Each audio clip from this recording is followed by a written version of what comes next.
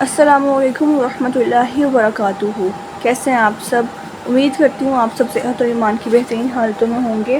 اللہ تعالیٰ آپ سب کو اپنے حفظ و امان میں رکھے۔ آج ہم ترمذی کی ایک حدیث ڈسکس کریں گے۔ اللہ کے رسول صلی اللہ علیہ وآلہ وسلم نے فرمایا، قیامت کے دن انسان کے قدم اپنی جگہ سے ہٹ نہ سکیں گے جب تک کہ اس سے 5 باتوں کے بارے میں سوال نہ کر لیا جائے۔ پہلی چیز، عمر کیسے اور کن کاموں میں ختم کی، جوانی کہاں صرف کی، مال کہاں سے کمایا، مال کہاں خرچ کیا، جو علم حاصل کیا اس پر کہاں تک عمل کیا۔ تو اب دیکھیں کہ ہم اپنی جو عمر ہے، ہماری اب کی عمر ہے، وہ ہم کہاں پر گزار رہے ہیں؟ اللہ کے کاموں میں گزار رہے ہیں یا پھر اللہ کی نافرمانی کر کے گزار رہے ہیں؟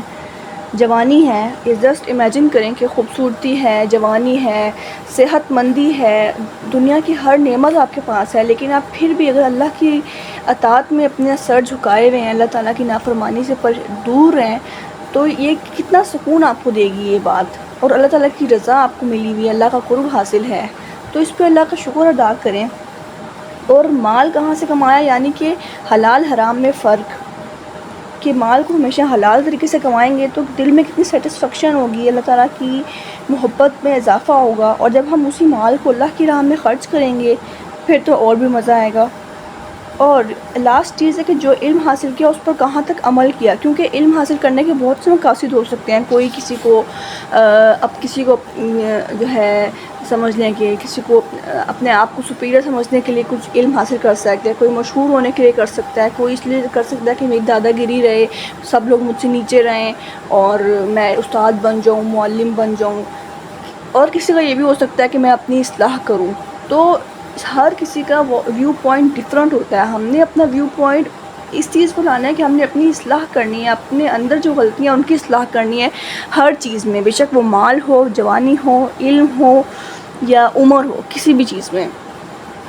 ٹھیک ہے۔ اس حدیث کو اپنے ذہن میں رکھیں اور اس پہ اپنے ذہن میں ورک آؤٹ شروع کر دیں کہ میں کہاں کس جگہ پر لیک کر رہا ہوں، مجھے کس جگہ پر ضرورت ہے کہ میں زیادہ فوکس کروں اور اس کو اوور کم کروں اپنی ڈیفیشنسی کو، بے شک وہ اپنی میری عبادات میں کمی ہے، میرے مال میں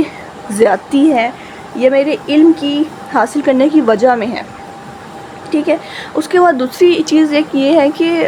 جو آؤٹر اپیرنس ہمارا ہے وہ صرف کیا، ہمیں جو پرسنالٹی ہے یہ ہمیں دنیا نے دی ہوئی ہے، ہماری اصل ہماری روح ہے۔ ہم نے یہ دیکھنا ہے کہ ہماری روح کا نام کیا ہے، ہماری روح کا عقیدہ کیا ہے،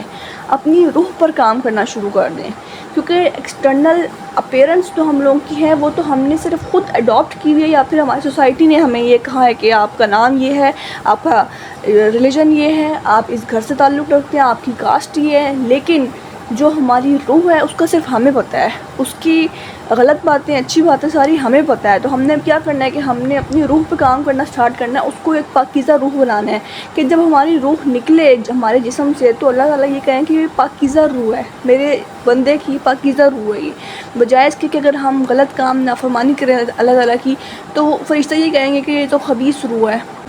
تو کوشش کریں کہ اپنا اس زندگی میں آنے کا مقصد جانیں اور اللہ کے قریب ہونے کی کوشش کریں، اپنی عبادات میں مخلصی لائیں اور اپنی عبادات میں وقت نکال کے، خاص طور پر اپنی زندگی کے امپورٹنٹ کاموں سے وقت نکال کر اللہ تعالیٰ کی عبادت کریں۔ اللہ تعالیٰ سے دعا ہے کہ وہ ہمیں دین اسلام پر ثابت قدم رکھے، آمین۔